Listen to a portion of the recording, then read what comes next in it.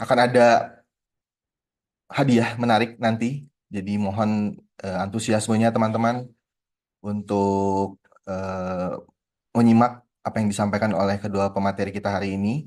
Nanti akan dipilih oleh kedua narasumber kita pertanyaan-pertanyaan terbaik. Seperti itu. Dua orang saja. Seperti itu. Dan juga ada nanti hadiah juga untuk post-test dan pre-test terbaik. Jadi mohon untuk diperhatikan pemaparan materi hari ini. Oke, tanpa berlama-lama lagi, kita akan segera memasuki pemaparan materi pertama.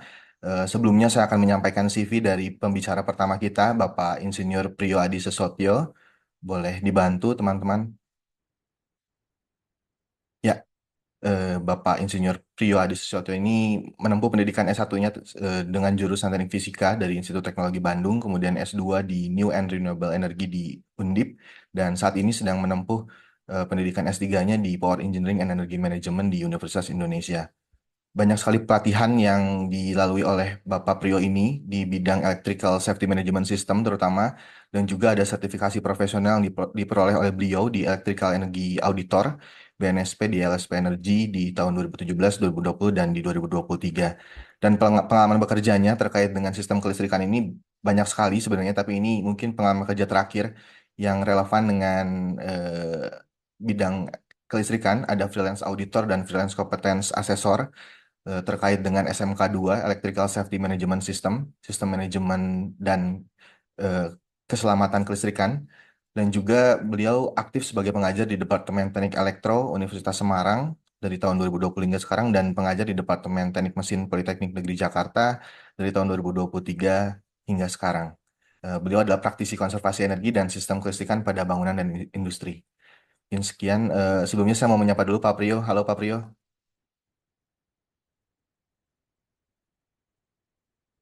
Halo Pak Priyo. Halo, halo Pak Pori, selamat pagi. Maaf, Oke, mic-nya selamat masih. pagi Pak Priyo. Oke, Ya, sudah siap memaparkannya?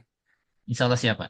Ya, 60 menit ke depan nanti akan saya ingatkan di Hmm. 10 menit sebelum untuk eh, mengakhiri paparannya. Dipersilakan Pak Priyo.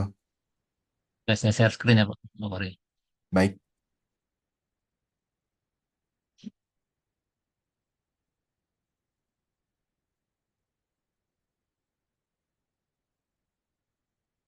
Nah, sudah jelas? Ya, sudah Pak. Oke, terima kasih. Assalamualaikum warahmatullahi wabarakatuh. Selamat pagi untuk Bapak-Bapak, Ibu-Ibu di sini, peserta dan para pejabat struktural dari Kementerian PUPR.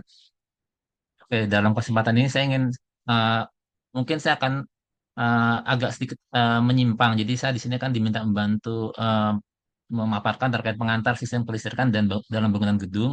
Saya juga agak sedikit menyampaikan materi terkait sharing knowledge saya dalam kegiatan inspeksi kelistrikan dalam bangunan gedung. Karena saya juga beberapa kali melakukan kegiatan inspeksi kelistrikan dalam bangunan gedung, baik gedung pemerintah ataupun gedung milik swasta. Oke, di sini saya memberikan sekedar gambaran terkait regulasi-regulasi yang sudah ada terkait bangunan gedung, utamanya yang mulai dari undang-undang, peraturan pemerintah, peraturan presiden, dan hingga peraturan menteri, baik menteri PUPR atau menteri SDM, yang tujuannya untuk demi bangunan yang lebih baik. Oke, di sini saya punya agenda yang sudah saya sesuaikan dengan rencana untuk kajian untuk BIMTEK ini, yaitu pertama terkait pengenalan dasar sistem kelistrikan. Kedua adalah desain sistem kelistrikan. Ketiga adalah pemeliharaan sistem kelistrikan pada bangunan gedung. Dan keempat adalah teknologi dan inovasi. Kebetulan kalau untuk saya juga beberapa kali menangani desain sistem kelistrikan. Jadi saya sudah pertama saya bukan pertama sih, yang terakhir adalah ketika saya melakukan desain sistem kelistrikan pada instalasi milik Pelindo di Semarang, dan sebelumnya juga milik Pelindo tapi di Surabaya. Pemeliharaan sistem kelistrikan pada bangunan gedung ini juga berapa kali saya melakukannya ketika saya tadi mencatatkan saya melakukan beberapa kali inspeksi di bangunan gedung milik pemerintah, milik BUMN, serta milik swasta. Jadi nanti di sesi ketiga ini saya akan memberikan beberapa kasus yang pernah saya tangani. Oke, masuk di sini. Sebelum saya masuk ke dalam sistem kelistrikan, saya ingin mengingatkan teman-teman Bapak Ibu di sini terkait bahayanya. Jadi kalau dalam kelistrikan kita, selain kita melihat kegunaannya, kita juga harus memperhitungkan terkait bahayanya. Bahayanya itu yaitu, sama kita mungkin saya pecah dua. Jadi kalau kita bisa menyebut sebagai kesetrum, kesetrum itu ada dua hal, yaitu sebagai electric shock ataupun electrocution. Kalau di sini yang electric shock, Bapak Ibu bisa melihat dampaknya. Kedua, electrocution ini yang jadi yang berpotensi berapa kali kejadian MD meninggal dunia itu akibat electrocution. Jadi kalau electric shock hanya kaget aja, mungkin sampai pingsan, tapi kalau electrocution sampai meninggal. Itu juga misalkan alatnya rusak karena kena listrik. Jadi ada dua. Pertama, fire explosion, jadi alat itu meledak. Atau sekedar kebakar aja. Jadi kalau fire explosion, bila mana alat itu terpapar bahan yang mudah terbakar.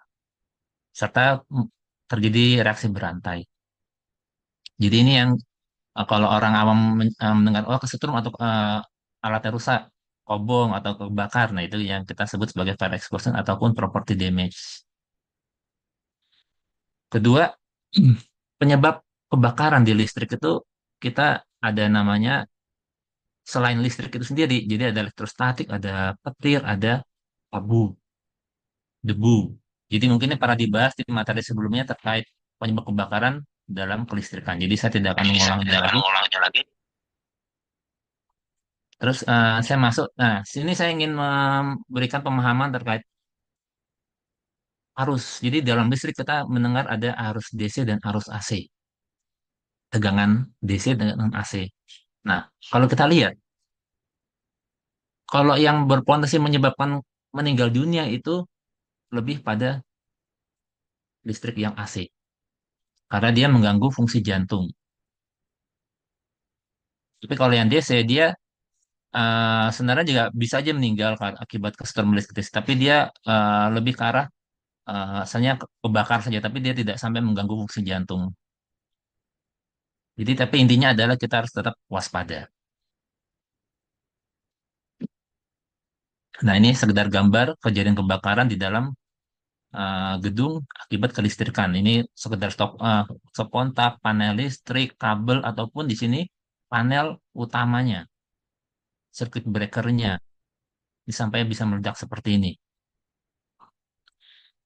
Oke, sekarang kita masuk di pengenalan dasar sistem kelistrikan.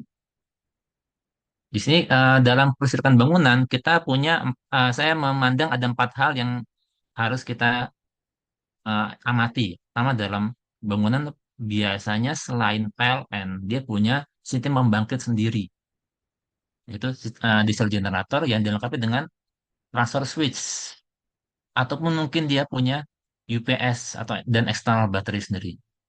Jadi terkadang mungkin di bangunan itu dia tidak punya DG, LTD, tapi dia punya UPS dan baterai eksternal. Kedua, sistem distribusi utama dan pendukung. Distribusi utama itu sekedar trafo step down dari tegangan MV ke tegangan LV. MDP itu main distribution panel, panel utama dan panel pembantu. SDP itu malah membantu, termasuk panel lampu, panel AC dan lain sebagainya. Kenapa saya katakan ada SDP dan ada panel lampu? Karena di dalam gedung itu sendiri ada SDP. Nanti dia terkadang biasanya saya temui kalau bangunan-bangunan besar, dia dari SDP itu dipecah lagi, ada panel lampu, panel AC, panel pompa. Jadi sekiranya misalkan ada kerusakan, kebakar pada panel lampu, itu tidak mengganggu panel AC. Ketiga adalah sistem proteksi internal dan eksternal, yaitu termasuk untuk relay proteksi, perlindungan terhadap petir, pada grounding, dan lain sebagainya. Dan terakhir adalah sistem monitoring dan metering.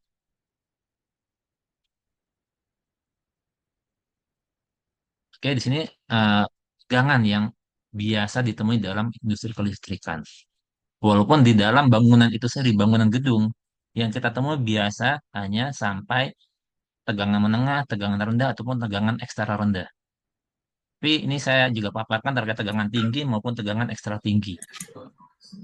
yang Bapak Ibu juga harus bukan harus sih, sebaiknya memahami bahwa tegangan tuh ya banyak. Jadi jangan sampai kita ada salah paham. Jadi kadang saya melihat awas tegangan tinggi stiker seperti itu. Padahal tegangannya hanya mungkin 400 volt. Walaupun dapat menimbulkan kematian, tapi itu juga bukan tegangan tinggi, tegangan rendah dalam klasifikasi kelistrikan. Kalau tegangan tinggi, nggak mungkin tegangan tinggi ada di dalam ruangan. Karena biasa tegangan tinggi itu ada di luar, outdoor. Oke, di sini saya melihat mungkin saya skip aja ini jadi rumus-rumus kelistrikan dalam sistem DC yang nanti mungkin kalau ada pertanyaan bisa dibahas di nanti di sesi pertanyaan, tapi intinya ini sekedar rumus. Ini juga kurva kelistrikan. Jadi kalau perbandingan kalau kurva DC adalah dia harus searah. Dan di sini kita searah tapi kok ada yang sampai bentuknya aneh-aneh. Nah, ini kalau yang di bawah ini tools DC adalah memang harus arah yang dibuat purposely, sengaja dibuat menjadi pulse DC untuk keperluan tertentu. Sedangkan kalau yang sebelah kanan ini itu memang gangguan. Kalau sampai terjadi seperti ini berarti kita harus mencermati ada gangguan pada rangkaian elektroniknya. Dan ini rumus kelistrikan pada sistem AC. Jadi kalau ada beda sistem DC dan AC adalah sistem AC dia punya namanya faktor daya. Dan ada sehingga ditemukan adanya sampai reactive power dan lain sebagainya. Ini saya tidak akan terlalu bahas nanti ini saya yakin nanti slide ini akan diberikan oleh Pak Kori kepada Bapak Ibu di sini untuk dibaca. Sekiranya ada pertanyaan mungkin bisa dilanjutkan di sesi selanjutnya. Ini sekedar rumus untuk mengubah. Jadi seringkali saya lihat terutama mahasiswa saya, jadi dia masih terkadang agak bingung bedanya di mana. Terutama di sini line to line dan line to neutral. Jadi dalam pengukuran kelistrikan nanti teman-teman yang praktis di uh, gedung ya, kita harus tahu bedanya dalam pengukuran tegangan line to line dan line to neutral, netral, jalur netral. Dan di sini dalam kelistrikan tiga fasa, tadi kita sudah lihat ada satu fasa dan tiga fasa. Di dalam gedung, kita biasanya terjadi ada listrik tiga fasa dan satu fasa. Listrik tiga fasa adalah listrik yang diperoleh dari PLN. Untuk bangunan besar ya, kalau bangunan kecil mungkin dia sudah terima listrik satu fasa. Tapi kalau bangunan besar dia bisa sampai listrik tiga fasa dan akan dipecah menjadi single fasa, satu fasa. Ini gambaran kurva gelombangnya yang ini nanti akan saya berikan contoh kasus bagaimana kita menganalisa gangguan kelistrikan dalam bangunan dari kurva ini. Oke, tadi saya katakan di sini ada pengukuran tegangan line to line dan line to neutral. Di sini line to line berarti kita dari L1, L2, L3. Kalau kita tidak melakukan pengukuran line to line, berarti kita punya dua kabel, kita ukur dari titik ini dan eh, titik ini dan titik ini. Tapi kalau kita tidak melakukan pengukuran line to neutral, berarti dari titik L diukur ke titik N.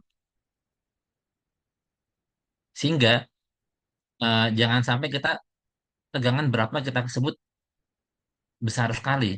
Ya, tapi yang kita ukur adalah line to line, bukan line to neutral. Ini gambaran dalam seketika tegangan. Bila mana kita mengukur line to neutral, kita akan peroleh sekitar tegangan 230 volt. Tapi kalau line to line, kita peroleh sekitar 400 volt. Atau 380 atau lain sebagainya. Tapi sekitar angka ini. Oke. Dan sekarang tadi saya disebut oleh Pak Kori bahwa saya juga memiliki sertifikat terkait K2 keselamatan ketenaga listrikan. Ini adalah peraturan baru dari Kementerian SDM yang saya yakin ini teraplikasi juga untuk berbagai bangunan, berbagai instalasi di lingkungan Republik Indonesia. Jadi saya juga akan memaparkan hal ini. Jadi pertama kita lihat adalah satu adalah andal dan aman bagi instalasi. Jadi kalau kita lihat tadi dari judul BIMTEK ini adalah penjaminan mutu keandalan dan di sini juga dalam SMK 2 ini Permen SDM ini juga memandang ada parameter andal bagi instalasi. Gedung itu adalah kita sebut sebagai instalasi. Kedua, ada keselamatan. Dari sini kita sebut ada aman bagi manusia dan makhluk hidup lainnya. Jadi dia sudah tujuan dari BIMTEK ini sudah tercover sebagian dari SMK 2 ini. Oke, di sini kita lihat tadi kita tadi ini K2 dan ini ada SMK 2, jadi sistem manajemennya. Dalam hal ini, dalam peraturan menteri ini, SMK 2, sistem manajemen K2 wajib diberlakukan bagi instalasi pemanfaat termasuk gedung bila mana gedung itu menggunakan daya listrik hingga minimum minimum dari 200 kVA hingga tak terhingga.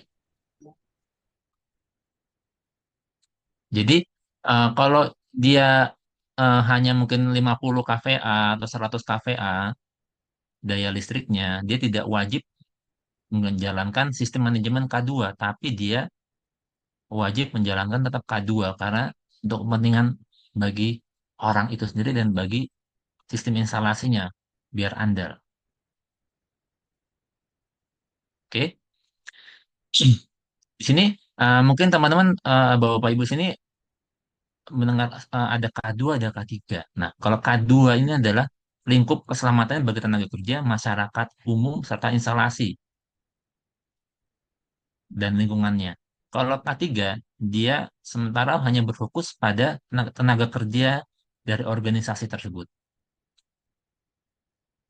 Oke, sekarang tadi kita sudah lihat dari SMK 2, ada K2, dan sekarang kita masuk ke ada peraturan menteri lagi dari peraturan pemerintah.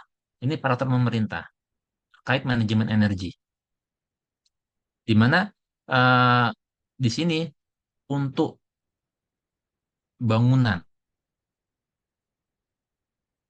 jadi katakan bangunan yang mengkonsumsi listrik lebih dari 500 ton of oil equivalent TOE per tahun, diminta untuk melaksanakan manajemen energi.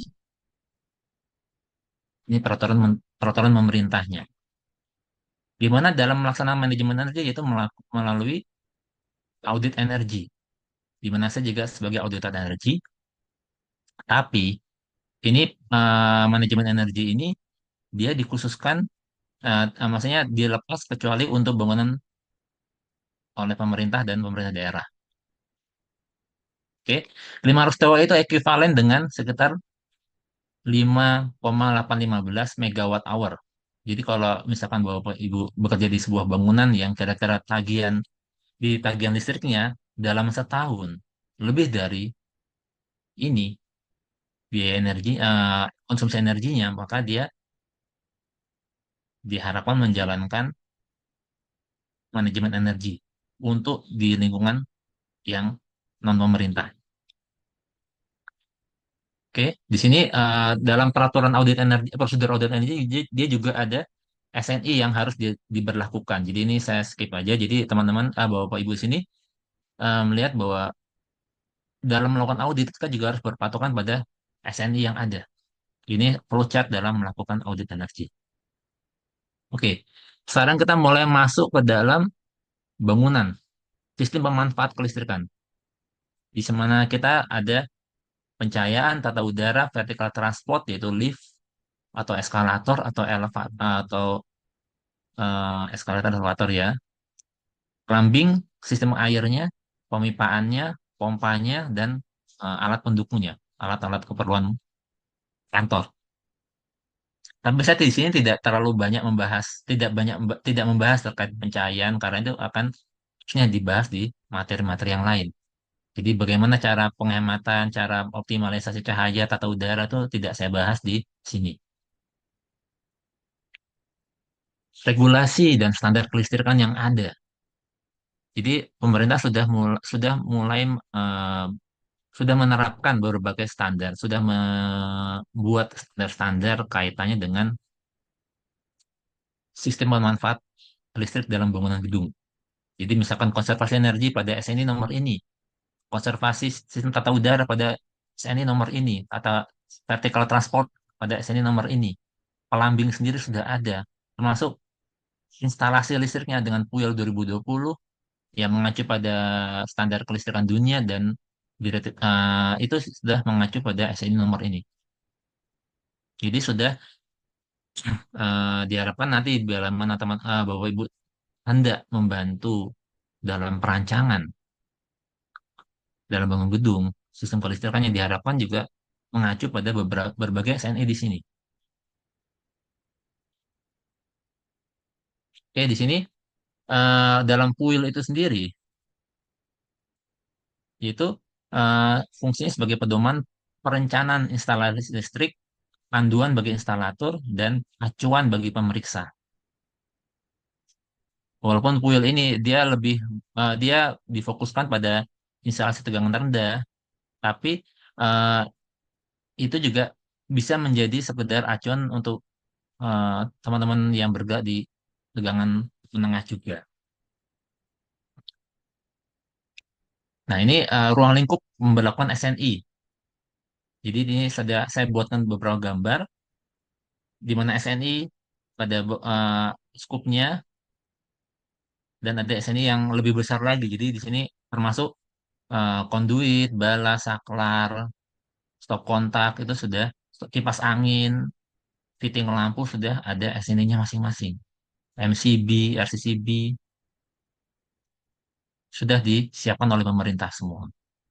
Tinggal nanti eh, mungkin dalam ketersediaannya di toko-toko mungkin tidak semuanya mampu menyediakan. Contoh, kita mau cari fitting lampu mungkin wah adanya yang biasa, yang SNI-nya mungkin tidak ada. Di sini kita lihat ada disebutkan ada SNI yang wajib diberlakukan sama yang tidak wajib. Ada warnanya, indikasi warnanya itu sendiri yang Bapak Ibu bisa melihatnya. Oke, di sini saya masuk desain sistem kelistrikannya. Dalam komponen kelistrikan di bangunan gedung ada berbagai jenis. Pertama kita katakan sebagai trafo step down atau step up. Ini mungkin yang agak jarang Bapak Ibu lihat ada trafo step up. Biasanya trafonya adalah trafo step down. Jadi ada beberapa kondisi di mana sebuah bangunan gedung itu harus menggunakan trafo step up. Itu bila mana tegangan yang tiba di gedung tersebut dia kurang dari standar. Misalkan saya pernah mengalami kejadian melakukan sebuah inspeksi di mana dia tidak bisa perform bangunan gedungnya karena tegangannya hanya 190 volt. Akhirnya diberdayakan trafo step up sehingga bisa mencapai tegangan sekitar 230 volt. Ada diesel generator dan ATS-nya. Ada SDP, MDP yang sudah saya utarakan sebelumnya. Ada earthing mekanik dan grounding mekanik yang akan saya bahas nanti. Motor starter VFD yang mungkin tidak akan saya bahas. Proteksi keselamatan saya akan bahas sedikit. Metering dia tidak akan saya bahas. Gardu saya bahas sedikit saja. Kapasitor bank dan voltage stabilizer ini tidak saya bahas karena ini juga ada banyak spek yang harus dibahas dan tidak akan cukup di dalam materi ini. Ruang UPS, fire sensor, dan penyalur petir. Oke, eh, tadi saya masuk di pembahasan kedua terkait perencanaan ya, pendesainan. Jadi dalam desain itu sendiri, ini kita hendak memahami aliran daya dan tegangan dalam suatu tenaga listrik dalam kondisi operasi yang transien. Jadi kita bisa melihat kira-kira di dalam jalur ini itu dia overload atau tidak. Kalau misalkan overload, kita bisa pindahkan ke jalur yang lain untuk mencegah terjadinya overload tadi. Dan kita termasuk kita hendak melakukan namanya eh, penyeimbangan beban. Jadi selain kita menggunakan software ini, software etap, dan kita juga bisa melakukan namanya di sini analisa equipment. Contoh di sini kita hendak menganalisa sebuah lift penumpang, di mana desain awalnya seperti ini, dia butuh daya sekitar 25,8 kW. Tapi ternyata dia actualnya dia terjadi 39,5, berarti dia lebih besar. Sehingga hal ini harus segera kita lakukan update dalam gambar, update dalam uh, analisis beban daya. Jangan sampai beban yang nampak berlebih ini ditanggung oleh sebuah uh, sistem dalam waktu yang lama. Karena semakin lama dia overload akan berakibat pada sistem keandalan terganggu dan itu berpotensi terjadinya kebakaran. Dan di sini saya akan menjelaskan terkait gambar-gambar yang biasa Bapak Ibu temui dalam sistem kelistrikan. Yaitu pertama adalah single line diagram, diagram satu garis. Di mana di sini adalah kita lihat pembagian dari satu sumber menjadi tiga sumber misalkan. Tiga sumber adalah misalnya jadi dibuat tergantung fungsinya pendesain di awal bisa dari lantai lantai bangunnya atau fungsinya. Tapi yang jelas harus dibuat pembagian sama. Kedua, dalam pembagian ini kita harus mempertimbangkan tadi ada keseimbangan beban.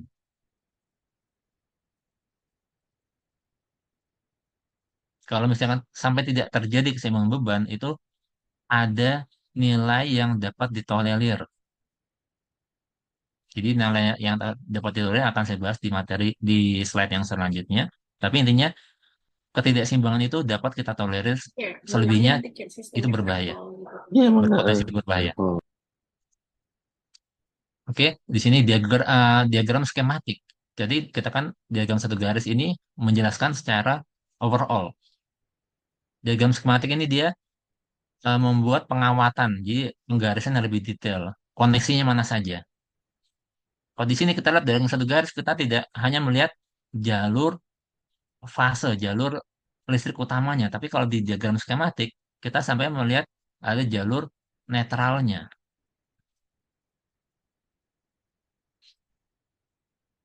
Jadi dalam kelistrikan AC, kita harus mempertimbangkan adanya jalur fase, jalur line, load, dan jalur netral. Ini digambarkan dalam diagram skematik. Dan ini diagram eh, denah, di denah lantai, di mana dalam sebuah bangunan biasanya ada berbagai ruangan.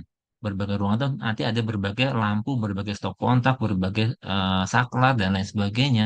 Itu digambarkan dalam gambar ini, hubungan-hubungannya. Termasuk di sini misalkan panel lampu. Dari panel lampu dia masuk ke berbagai ruangan, lampunya, panel AC, dan lain sebagainya. Di sini digambarkan dalam denah lantai listrik. Walaupun kita katakan walaupun lantai, tapi sebenarnya ini adalah di atapnya, dipasang di atap,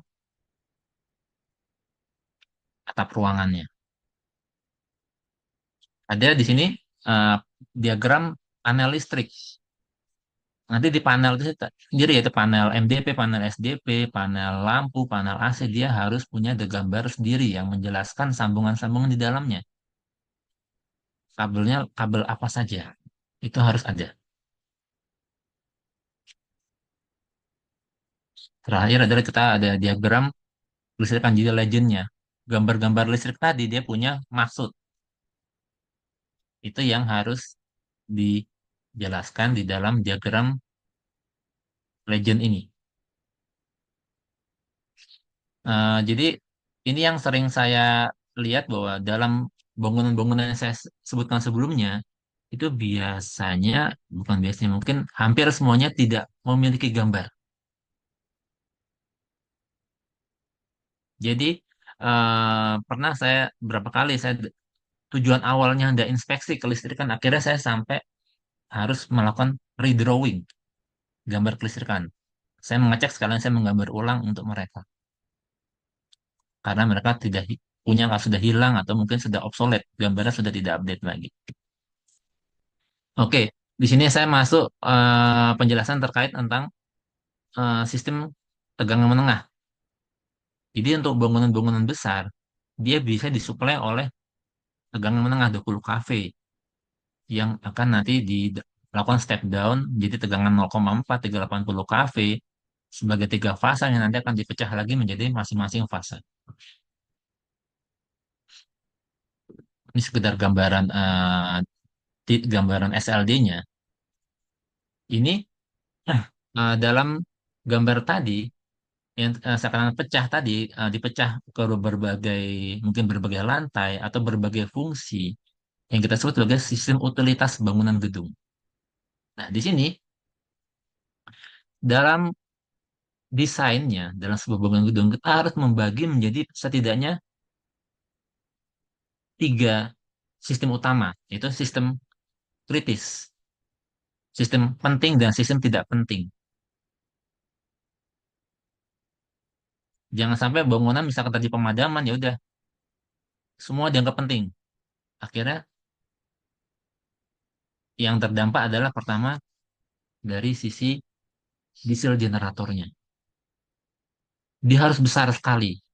Kenapa dia backup seluruh instalasi listrik dalam bangunan gedung itu? Padahal tidak perlu. Genset sebagai sistem esensial, dia hanya berfungsi untuk membackup sistem esensialnya saja. Misalkan di sini sistem esensial, jadi eh, fan bila mana terjadi kebakaran, power outlet, lampu lampu-lampu yang hanya menyala sekitar 50-60%, sebagian lift penumpang, sebagian sistem tata udaranya. Tidak semua. Kalau yang sisanya adalah kita akan sebut sebagai sistem tidak penting, sistem non esensial. Sistem kritikal itu yang terhubung ke UPS, misalkan fire detection, fire controlnya, building automation system, sistem internetnya, servernya, dan lain sebagainya. Harus dibuat setidaknya tiga. Kalau genset, misalkan genset dihubungkan ke eh, komputer, sistem internet, itu juga tidak bisa karena dia tidak eh, sistem komputer internet butuh sistem yang handle 100%. Pindahan dari listrik PLN ke genset itu masih ada jeda sekitar bisa 2-3 detik sampai 10 detik. Itu yang tidak bisa ditanggung karena komputer harus selalu menyala. Sehingga untuk itu dia di backup oleh UPS, termasuk baterai eksternalnya. Oke, di sini kita lihat juga eh, gak sekedar gambaran dalam penempatan ekipmen-ekipmen dalam kelistrikan itu sendiri. Misalkan kita lihat genset, genset ditaruh mungkin di sisi bawah tanah, basement. Nanti ada sistem lain yang kubikel tegang menah ditaruh di jangan di basement. Nanti untuk pompa pompa fire mungkin di tempat yang lain lagi, pompa plumbing di tempat lain lagi. Jadi penempatan-penempatan itu disesuaikan dengan karakter dari daerah bangunan tersebut. Misalkan daerah tersebut sering banjir, berarti kita nggak mungkin taruh di basement. Nah, di sini kita lihat dalam sistem distribusi bangunan gedung. Kita lihat bahwa dia harus setidaknya dalam setiap lantai ada satu panel kelistrikan, panel lampu. Sekiranya terlalu luas bisa dipasang beberapa sub panel. Sini pembagian-pembagiannya yang bisa Bapak lihat bahwa contoh untuk pompa lift dan elektronik lainnya dia bisa dipecah menjadi berbagai panel distribusi. Nah, di sini ada kapasitor bank, ada panel trafonya, ada panel tegangan menengahnya. Jadi urutannya dari sini, gardu PLN terima tegangan 20 kV, masuk ke dalam panel TM untuk incoming outgoingnya, masuk ke trafo untuk di step down, untuk diturunkan tegangannya dan baru masuk ke panel utama. Dari panel utama dia dipecah, ada masuk ke kapasitor bank, masuk ke dalam panel distribusi maupun yang di berbagai fungsi tadi. Tapi dalam panel utama ini dia juga dihubungkan dengan genset PLTD-nya. Ini konfigurasi standar untuk sistem distribusi dalam bangunan gedung. Oke, di sini dalam sistem distribusi kita melihat bisa secara vertikal maupun horizontal. Di mana vertikal kita melihat dari berbagai lantainya. Horizontal, pembagian di satu lantai itu dia bagaimana pembagiannya.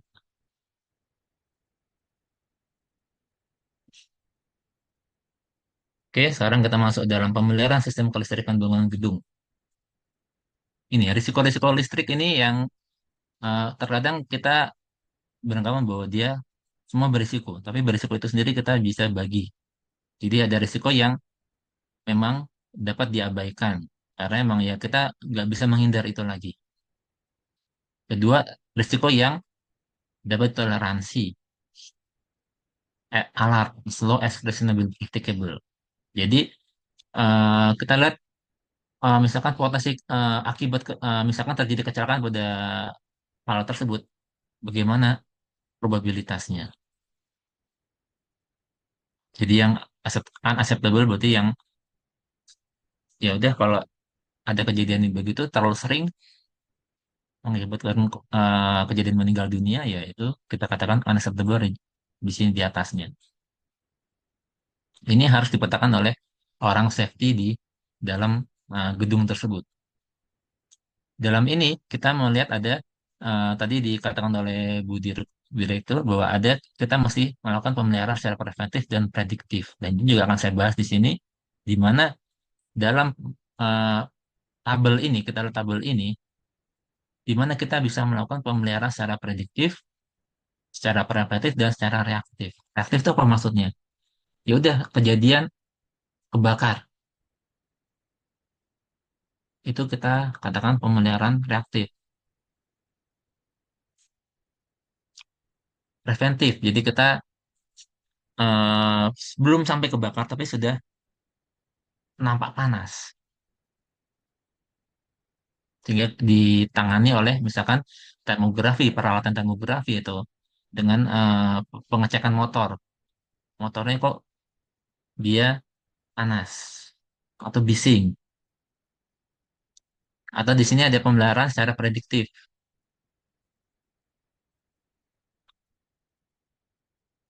Oke, di sini sini masuk dalam pemeliharaan listrik yang preventif. Jadi di sini kegiatan preventif adalah kegiatan yang dilakukan secara offline. Misalnya ekipnya dimatikan, kita matikan AC-nya, HVAC, dan kegiatan terjadwal. Ada checklist-checklist yang harus kita buat dalam melakukan pemeliharaan preventif. Kalau prediktif, tadi kita sudah menggunakan berbagai alat dan kita di sini ultrasonic, busing-bisingan, atau oil analysis terjadi misalkan di sisi genset atau sisi trafonya yang menggunakan oli, bagaimana eh, kekentalan dari oli pendingin tersebut itu dilihat dalam prediktif. Oke, di sini pemeliharaan berkala kita bisa lakukan di mana saja, pertama di panel, di kubikel. Ini panel kubikel walaupun istilahnya nampak sama sebuah kotak listrik, tapi kita untuk praktisi dibedakan. Pertama itu kalau kita menyebut panel adalah untuk tegangan rendah, kubikel adalah untuk tegangan menengah. Jadi kalau kita menyebut kubikel-kubikel terlalu banyak ada kubikel di dalam gedung, itu malah membingungkan orang karena di gedung biasanya kubikel hanya sedikit karena untuk tegangan menengah, selebihnya adalah untuk tegangan rendah. Ada trafo dan generator, generatornya generator genset, ada grounding dan penyalur petir. Ini yang sering kali terabaikan. Saya katakan sering kali terabaikan. Kenapa? Karena eh, saya berapa kali masuk eh, sebuah gedung, dia tidak punya penyalur petir. Kelihatannya ada di atas ada penyalur petir, tapi penyalur petirnya nggak sampai bawah, hanya sebagai pajangan saja. Ataupun grounding juga sama. Ada grounding tapi hanya pajangan karena dia secara nilai mungkin terlalu tinggi atau dia sudah putus di tengah jalan. Oke. Dan kita lihat sini institusi pemeriksaan berkala untuk sebuah sistem kelistrikan. Pertama kita melihat ada SLO, Sertifikat Layak Operasi, yang dikeluarkan oleh Kementerian SDM. Jadi untuk ini selain SLO kita juga namanya SLF, Sertifikat Layak Fungsi, dikeluarkan oleh Kementerian PU, Peraturan Menteri PUPR. Untuk bangunan gedung adalah di setiap 5 tahun sekali.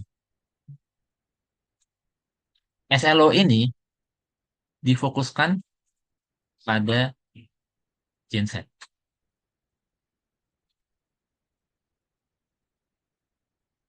Oke, jangan saja kapasitas di bawah 500 kW, dia harus ada SLO-nya. Ketiga adalah tentang audit energi yang sudah saya paparkan sebelumnya. Jadi untuk bangunan yang tadi lebih dari 500 TOE dalam setahun, konsumsi energinya harus melakukan sistem manajemen energi. Dan juga untuk lingkungan kerja dari Kemenaker, itu pemeriksaan berkala yang tentang di dalam lingkungan kerja tersebut ada listriknya dilakukan setiap pemeriksaan berkala 1 tahun sekali, pengujian berkala 5 tahun sekali, serta dalam penyalur petir pengawasannya dilakukan setiap 2 tahun sekali. Oke, di sini saya akan membahas terkait faktor keselamatan kelistrikan dalam gedung. Jadi, pertama saya membahas dari sisi grounding. Jadi ada beberapa parameter yang harus dibahas dalam grounding, pertama instalasi, terus resistansinya, kelistrikan maksudnya adalah dia grounding, ada grounding listrik dan ada kalau mekanikal kita sebut sebagai earthing. Yang sering terjadi adalah grounding disambung gabung dengan petir atau terjadi koneksi palsu yang saya katakan tadi, putus tengah jalan. Atau yang paling sering terjadi adalah ditemukan resistansinya cukup besar, ohmnya cukup besar. Faktor kualitas daya listrik yang sering harus kita cermati dalam hal ini adalah bentuk gelombangnya, waveform, unbalance, terjadinya ketidakseimbangan daya, keseimbangan arus atau ketidakseimbangan tegangan. Adanya kejadian total harmonic distortion (THD), adanya power factor yang besar yang sehingga dapat menimbulkan terjadinya denda dari LN.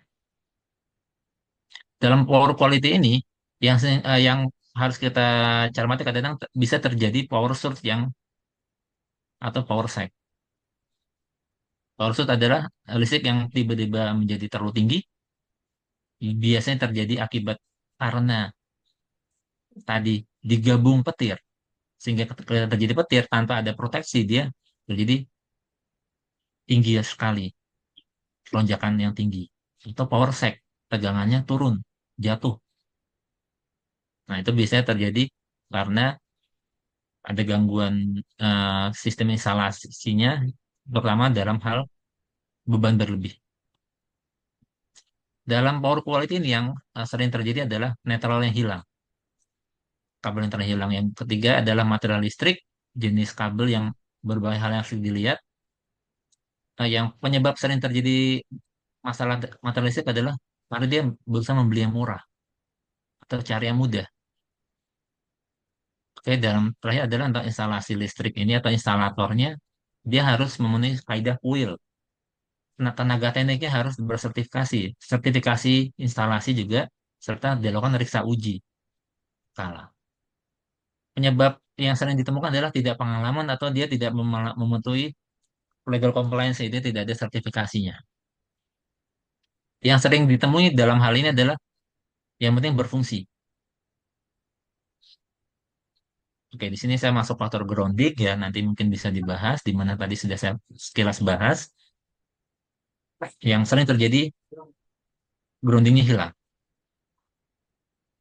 Ini power quality juga sudah saya bahas beberapa faktor-faktor ketidakseimbangan, di mana ketidakseimbangan arus yang terjadi dapat ditolerir sebesar 5% dari nilai arus rata, atau kalau ketidakseimbangan tegangan sekitar 10% dari nilai rata-rata.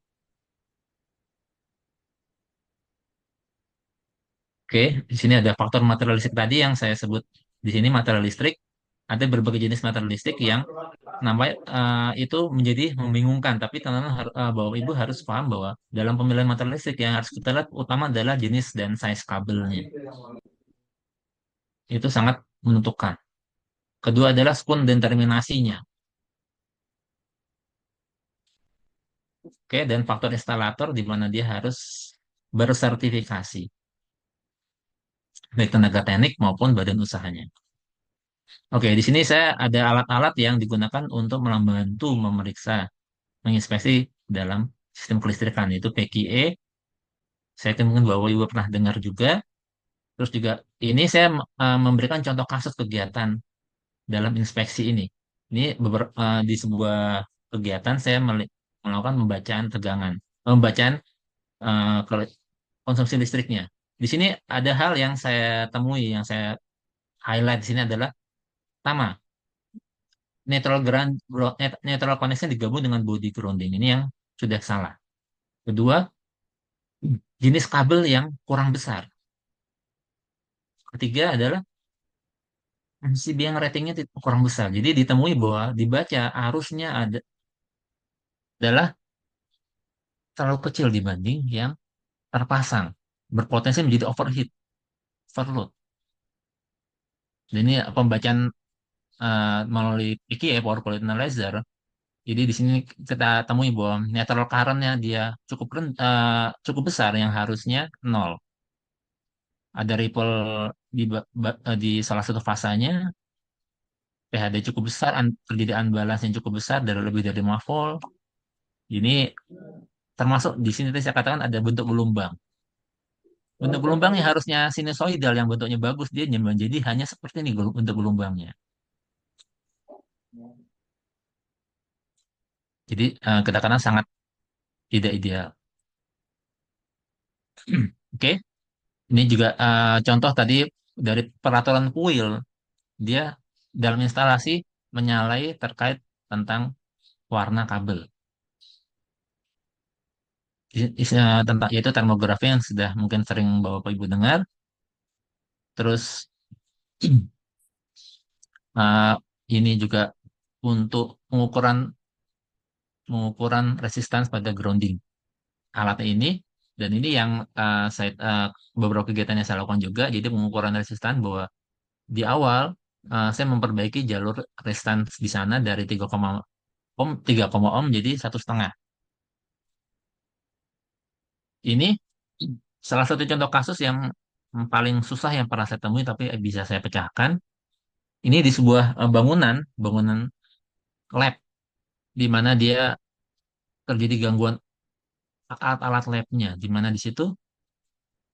Nah, ini kita bicara keandalan ya, keandalan sebuah instalasi listrik, di mana sudah tidak bisa berfungsi alat itu. Kenapa? Karena mereka tidak tahu penyebabnya apa. Sampai memanggil beberapa kali orang dari Jerman untuk melakukan inspeksi. Kenapa alatnya tidak berfungsi dari vendor di Jerman? Dua kali tidak memberikan hasil, alatnya beberapa kali sering mati. Jadi ketika berfungsi alat itu, dilakukan pengujian pada lab itu, dia harus nonstop. Misalkan diminta 36 jam aktif terus, tidak boleh mati, dia harus beroperasi dalam 36 jam. Nah, yang jadi masalah adalah seringkali baru jalan misalkan 10 jam, 20 jam, tiba-tiba mati alatnya. Jadi harus diulang dari nol. Itu akhirnya saya dipanggil untuk melakukan inspeksi ke bangunan tersebut. Ini yang saya temukan. Jadi ada kesalahan instalasi. Ini setelah sekian banyak lantainya yang saya cari, itu ketemu. Jadi hanya kejadian satu kabel yang salah saja, itu bisa menghabiskan ratusan juta manggil vendor. Dipikir alatnya rusak, padahal instalasi listrik yang rusak. Setelah saya perbaiki ini, alatnya sudah tidak pernah mati lagi. Jadi dalam sistem keandalan ini juga sangat ternyata listrik itu sangat mempengaruhi untuk instalasi-instalasi yang sensitif tadi kayak instalasi lab atau di sebuah lab kesehatan juga alat-alat cek darahnya bisa menghasilkan nilai yang tidak valid karena ada gangguan sistem kelistrikannya. Ini beberapa ini yang hasil yang saya temui. Ini contoh kegiatan yang saya lakukan sampai seperti ini saya memberikan rekomendasi. Oke, Pak Kori masih lama Pak? Izin Pak, masih ada 15 menit lagi. Monggo Pak. Bagusan lagi. Oke, berarti memang saya banyak saya skip, jadi nanti kalau misalkan masih itu saya kembali lagi atau saya kembali lagi. Jadi di sini eh, mungkin sekedar gambaran Bapak Ibu di sini dalam PKI tadi kita bisa melihat ripple-ripple yang seharusnya tidak terjadi. Contoh di sini, kita perlu bisa menganalisa ada apa di sini, ada kejadian apa, ada tiba-tiba alat yang difungsikan yang ternyata alat itu mungkin rusak. Jadi kalau sebuah alat difungsikan, dia harusnya kurvanya tidak seperti ini. Terus juga di sini nilai total harmonic distortionnya dia jadi cukup besar. Jadi ini kalau mau melebihi batas, dia dapat menimbulkan panas berlebih pada peralatan listriknya. Nah, kalau tidak seimbangan arus ini, dia kalau terjadi akan menyebabkan jalur netra, kabel netra akan teraliri listrik. Sehingga misalkan Bapak Ibu ya, di sebuah bangunan kok pintunya kesetrum, pintunya nyetrum, pintu aluminiumnya nyetrum, atau megang jendela kok nyetrum. Itu besar kemungkinan terjadi kebocoran arus dalam sebuah bangunan gedung.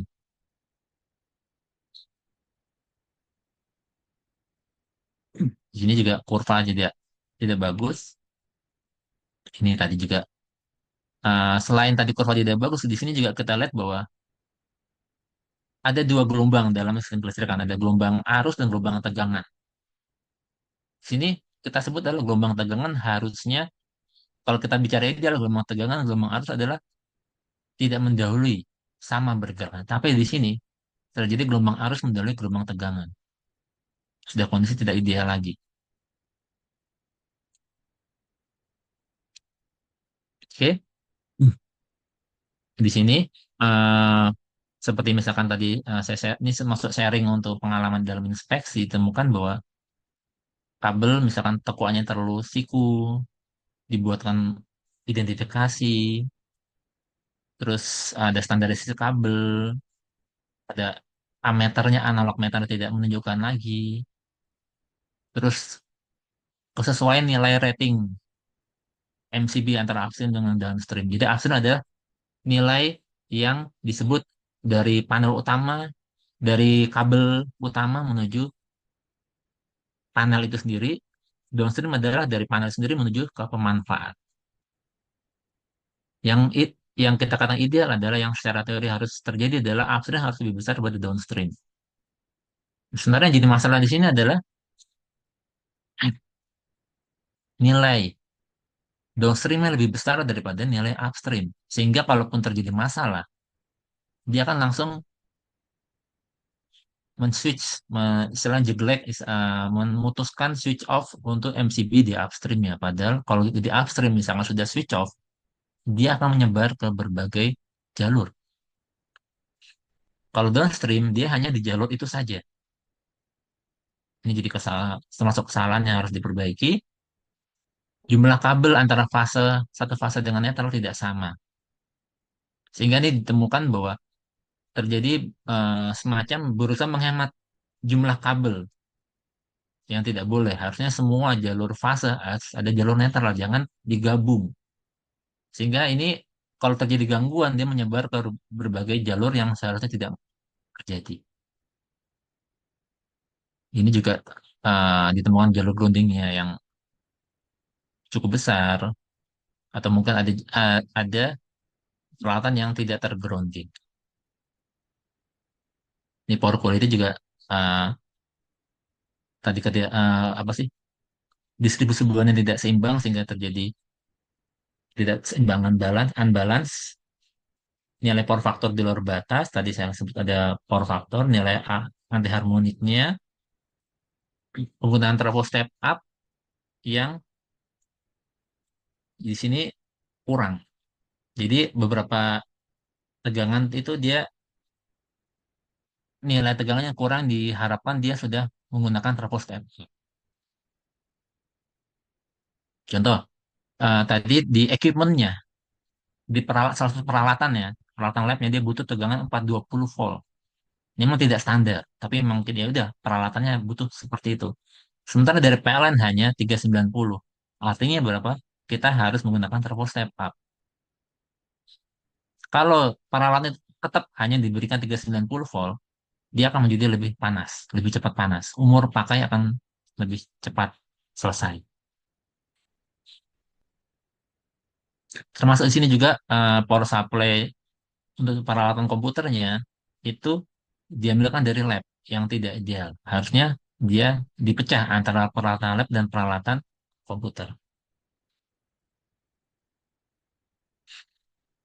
Oke, saya masuk di sisi teknologi dan inovasi. Di sini eh, dalam PUPR sudah membuat peraturan terkait bangunan cerdas (BKC).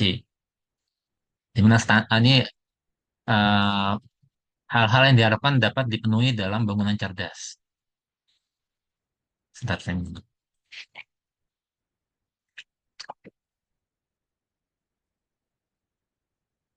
Oke, sini mungkin teman-teman sini bisa langsung mengakses peraturan ini di building automation di mana dia akan eh, mengcover otomasi dari sekian banyak aspek termasuk tadi security system, life saving system, telepon termasuk juga pencahayaan, HVAC, elevator itu juga bisa di cover dalam building automation system. Di sini jangkauan building automation dia bisa segini luas. Intinya adalah semua yang terhubung dengan listrik, selama dia bisa memungkinkan dihubungkan dengan controller, maka dia bisa dijadikan dalam cakupan building automation system.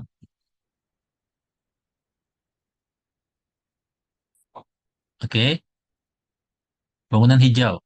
Nah, bangunan ini juga aturan cukup baru dari PUPR, di mana dia kita lihat ada implementasi efisiensi energi dan terbarukan, material ramah lingkungan, efisiensi air, pengolahan sampah, atau limbah. Ini contoh dari kira-kira cakupan dari bangunan yang disebut sebagai net zero emission. Net zero emission mungkin istilahnya terlalu muluk ya, cuman kita berusaha meminimalkan emisi yang dikonsumsi oleh bangunan ini yang diperoleh dari jaringan listrik PLN. Dengan cara kita meminimalkan penggunaannya, termasuk misalkan natural daylighting, penggunaan pencahayaan matahari untuk pencahayaan dalam ruangan, sirkulasi udara yang menggunakan udara bebas, atau penggunaan dari panel surya yang dihubungkan bisa ke instalasi lain yang misalkan instalasi kipas atau instalasi bisa disimpan dalam energy storage atau dia bisa digunakan untuk instalasi pemanas air. Terus juga kita bisa menggunakan peralatan-peralatan yang sudah tergolong ramah hemat energi. Jadi memang kita mungkin tidak bisa benar-benar net zero, tapi kita bisa meminimalkan emisi karbon dioksidanya. Ini bagaimana cara kita bisa membuat bangunan kita tuh menjadi tergolong hijau. Kita yang paling bisa kita lakukan, paling mudah mungkin adalah kita menggunakan, memanfaatkan ulang dari air hujan, rainwater harvesting. Saya pernah melakukan sebuah inspeksi di sebuah bangunan, yang bangunan itu dia sudah menggunakan eh, rainwater harvesting. Jadi meminimalkan penggunaan air dari PDAM.